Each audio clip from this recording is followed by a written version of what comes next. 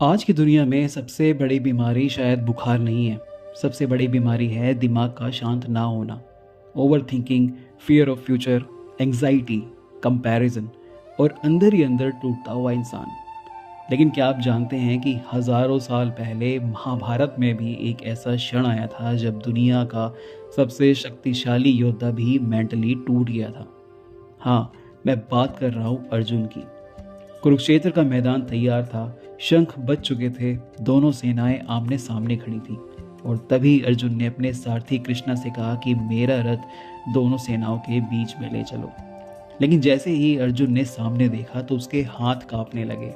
क्यों? क्योंकि सामने दुश्मन नहीं थे, उसके अपने थे। गुरु द्रोणाचार्य, भीष्म पितामह, भाई, मित्र।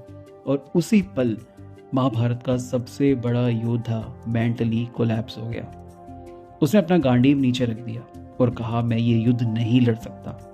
अब जरा सोचिए, जिस इंसान ने देवताओं तक को हराया, जो दुनिया का सबसे स्किल्ड वॉरियर था, अगर वो एंजाइटी में जा सकता है तो आज आप, मैं, हम क्यों नहीं?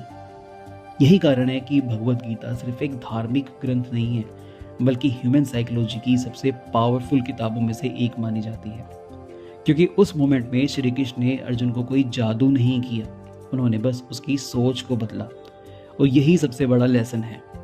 प्रॉब्लम्स बाहर कम होती हैं, प्रॉब्लम्स हमारे माइंड में अंदर सबसे ज्यादा होती हैं।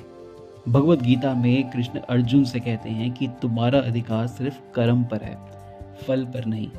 सोचिए, आज हमारी आधी एंजाइटी कहाँ से आती है? अगर मैं फेल हो गया तो, अगर लोग जज करेंगे तो, अगर फ्यूचर खराब हो गया तो।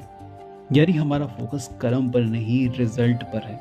और यही ओवर थिंकिंग पैदा करता है। उपनिषदों में भी एक बहुत गहरी बात कही गई है, मनुष्य का सबसे बड़ा मित्र उसका मन है और सबसे बड़ा शत्रु भी। अगर मन कंट्रोल में है तो जिंदगी स्वर्ग है, अगर मन कंट्रोल में नहीं है तो महल में रहकर भी इंसान दुखी रहेगा। अगर एक और फैसिनेटिंग बात मैं आपको बताऊं तो सुनिए, गीता का ज्ञान किसी मंदिर में नहीं दिया गया, ना ही किसी आश्रम में, वो दिया गया था युद्ध के मैदान में। यानी लाइफ परफेक्ट होने के बाद पीस नहीं मिलता, बल्कि चाओस के बीच शांत रहना ही असली योग है। आज हम छोटी मोटी बातों में टूट जाते हैं, एक ब्रेकअप, एक रिजेक्शन, एक फाइनेंशियल प्रॉब्लम, और सोचिए, हम सोचने लगते हैं कि सब खत्म हो गया। लेकिन महाभारत हमें सिखाती है कि कंफ्यूजन के मोमेंट्स में भागना सॉल्यूशन नहीं है। क्लैरिटी, कर्तव्य और स्टेबल माइंड यही सॉल्यूशन है। श्री कृष्ण ने अर्जुन से कहा था, जो हुआ अच्छा हुआ, जो हो रहा है अच्छा हो रहा है, और जो होगा वो और भी अच्छा होगा। अब इसका मतलब ये नहीं कि लाइफ में दर्द नहीं होगा, दर्द होगा, लेकिन सफरिंग हमारी अटैचमेंट क्रिएट करती है। सनातन धर्म में बार बार हमें एक बात सीखने को मिलती है, आप शरीर नहीं है, आप आत्मा है, और आत्मा ना कभी जन्म लेती है ना कभी मरती है।